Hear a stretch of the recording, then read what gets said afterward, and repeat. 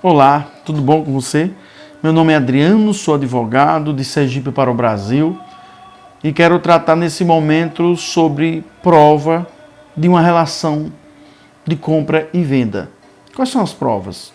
Quero tratar com você sobre coisa certa, a obrigação de fazer, a obrigação de não fazer à luz do Código Civil. Mas o que é prova em um fato jurídico? A prova ela pode estar sendo caracterizada por várias questões, ou várias características. Dentre elas, pericial, um documento, esse certificado por um perito ou dois peritos. A testemunhal, mas para ser testemunha de uma relação, de um fato jurídico, de uma compra e venda, por exemplo, é bom evitar menor de 16 anos, esposa, amigo íntimo, inimigo, parentes na qualidade de ascendente, descendente até terceiro graus, porque essas pessoas, os parentes, a exemplo, eles podem deixar de ser testemunhas para serem meros declarantes. É bom evitar amigo pessoal e também inimigo. Mas testemunha é uma prova pelo qual você comprou. Existia uma relação de compra e venda. A confissão também é um meio de prova. É a pessoa dizer que realmente vendeu o objeto a fulano de tal. A confissão é algo irrevogável. Entretanto, se for menor ou se for pessoa incapaz, a confissão tem algumas vírgulas. Ela deixa a desejar. A presunção também é uma prova que você teve a relação. Um fato jurídico, que houve a compra e venda do objeto. Quer ver um exemplo de presunção? É quando você diz que vendeu a fulano uma vaca, por exemplo, de cor branca, com a testa amarela. E a pessoa diz, não, eu não comprei essa vaca, não. Aí, de repente, o oficial de justiça chega até o terreno, a propriedade do comprador, que é o devedor, e ele vê lá aquele objeto de cor branca, de mancha amarela. Aí sim tem a presunção de que houve essa venda.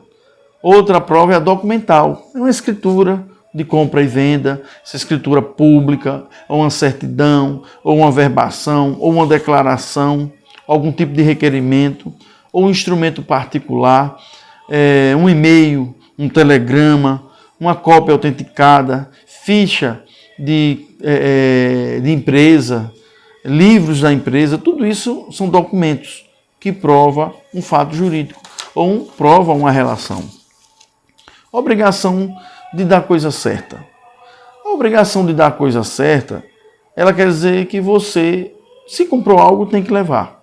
Entretanto, em meio à tradição, que é a entrega do bem, se surgir um acessório dessa compra principal, o acessório tem que seguir o principal.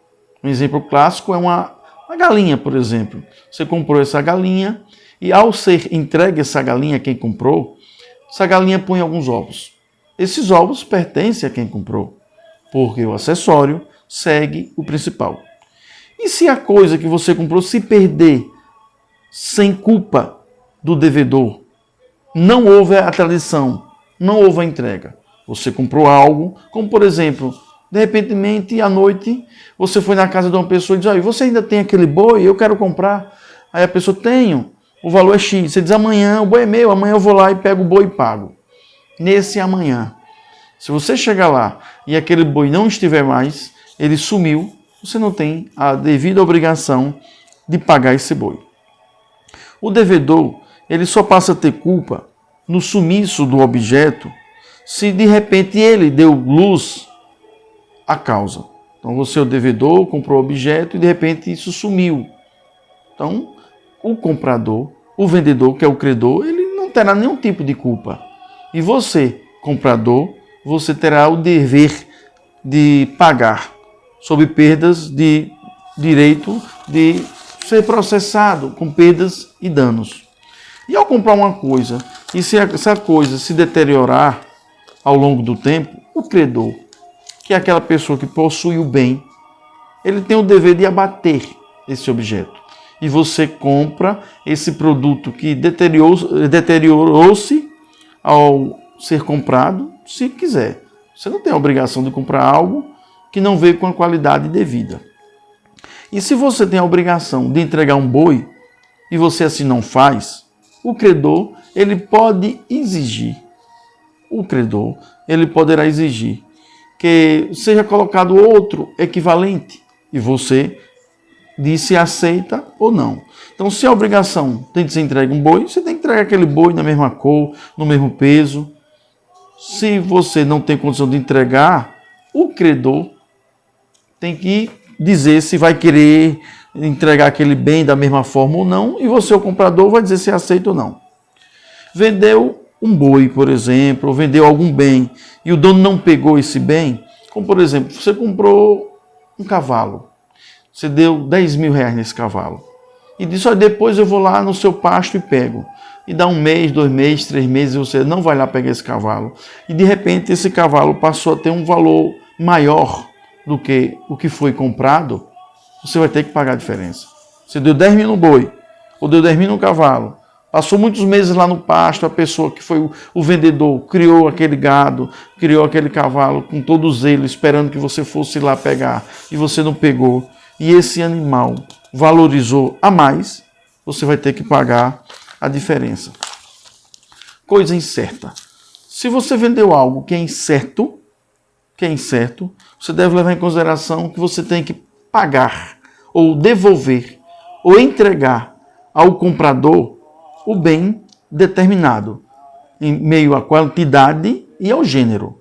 Se você vendeu, por exemplo, um pé de manga, a manga que ali você ofereceu para vender, a qualidade da manga, a quantidade da manga e o gênero da manga tem que ser respeitado. Se for uma manga da espécie rosa, você tem que entregar a espécie rosa.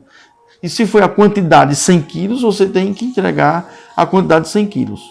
É bom lembrar em consideração que você não vai dar, você vendedor, não vai dar nem o melhor, também não vai dar o pior em uma compra, em uma venda de uma coisa incerta.